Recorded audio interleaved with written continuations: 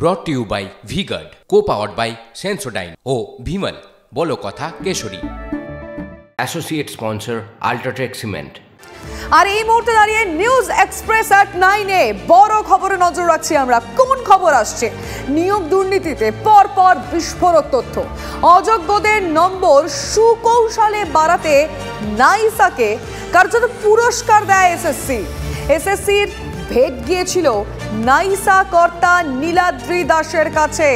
সুমন মহাপাত্র এই মুহূর্তে রয়েছেন, খবর ব্রেক করবে। সুমন, কি খবর রয়েছে তোমার কাছে এই বিষয়ে? দেখো, একদম পরিষ্কারভাবে তোমাকে বলছি, কালকে আমরা যে খবর ব্রেক করেছিলাম তাতে পরিষ্কারভাবে বলা হয়েছিল যে এসএসসির কাছ থেকে নাইসার কাছে ইমেল গিয়েছিল এবং সেই ইমেলে বলা হয়েছিল এরা অযোগ্য, এরা সাদা খাতা জমা দিয়েছে, এদের নম্বর বাড়িয়ে দিন। আজকে এটা জানতে পারছি সিবিআই সূত্রে যে এদের নম্বর বাড়িয়ে দেওয়ার জন্য নাইসার কর্তা নীলাদ্রি দাসকে উপহার দেওয়া হয়েছিল, তার কাছে গিয়েছিল একটা ভেট। এবং সেই পাশাপাশি নাইসাকে আলাদা আলাদা যে রিক্রুটমেন্টগুলো এর পরে হয়েছিল এসএসসির তরফ থেকে এবং রাজ্যের অন্যান্য নিয়োগ প্রক্রিয়া তার দায়িত্বও দিয়ে দেওয়া হয়। তার কারণ তারা সুকৌশলে অন্য ক্ষেত্রে দুর্নীতি করতে পেরেছেন, তার পুরস্কার হিসেবে তারা অন্য নিয়োগ প্রক্রিয়ার সুযোগ পেয়েছিলেন। তাহলে কি সেই নিয়োগ প্রক্রিয়া দুর্নীতির সুযোগ থেকে যাচ্ছে? সিবিআই বলছে হ্যাঁ, দুর্নীতির সুযোগ রয়েছে। তার কারণ নীলাদ্রি দাস যিনি নাইসা কর্তা, তার কাছে খোদ তখনকার হাই পাওয়ার কমিটির চেয়ারম্যান শান্তিপ্রসাদ সিনহা, যিনি এখন জেলে রয়েছেন, তার মেল আইডি থেকে আরও একটি মেল যায় এবং সেই মেলে কিন্তু বলা হয়েছিল আপার প্রাইমারি লেভেলে যে শরীরশিক্ষা কর্মশিক্ষায় যে পরীক্ষা হয়েছে তাদের অযোগ্যদের তালিকা এটা, এদেরও নম্বর বাড়িয়ে দিন। বুঝতে পারছো লিমা, একটা দুর্নীতি, সেই দুর্নীতি ভালো করে করার জন্য পুরস্কার, তারপরে আরেকটা নিয়োগ প্রক্রিয়া নাইসাকে দিয়ে দেওয়া।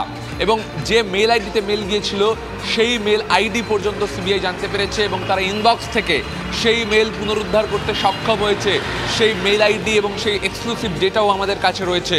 পরিষ্কারভাবে যেটা বলার যে এসএসসি কীভাবে দুর্নীতি করেছে রাজ্য সরকারের অঙ্গুলি হেলনে তার আরও একটা প্রমাণ।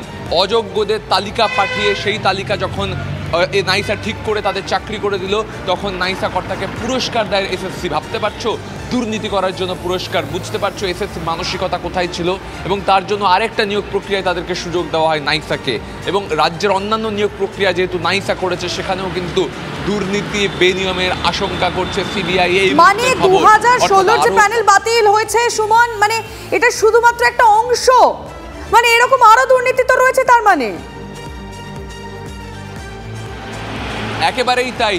2016 যে দুর্নীতি তা নাইসা সঠিকভাবে করতে পেরেছিল, এসএসসি যেভাবে চেয়েছিল সেভাবে নাইসা যেহেতু করে দিয়েছিল, তাই পরবর্তীকালে আরও নিয়োগ প্রক্রিয়ার দায়িত্ব নাইসাকে দেওয়া হয় এবং নাইসা কর্তা নীলাদ্রি দাসকে এসএসসির তরফ থেকে ভেট পাঠানো হয় দুর্নীতি করার জন্য।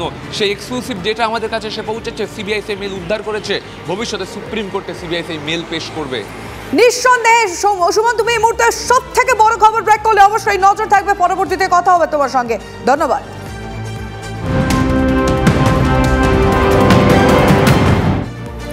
নজর রাখছে এই মুহূর্তের অত্যন্ত গুরুত্বপূর্ণ একটি খবরে। উত্তরপ্রদেশে আজ প্রচারে ঝড় তুলবেন প্রধানমন্ত্রী যোগী। রাজ্যে আজ প্রধানমন্ত্রীর 4টি নির্বাচনী সভা।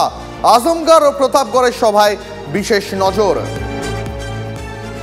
brought to you by V-Guard, co-powered by Sensodyne O Bhimal বলো কথা কেশরী।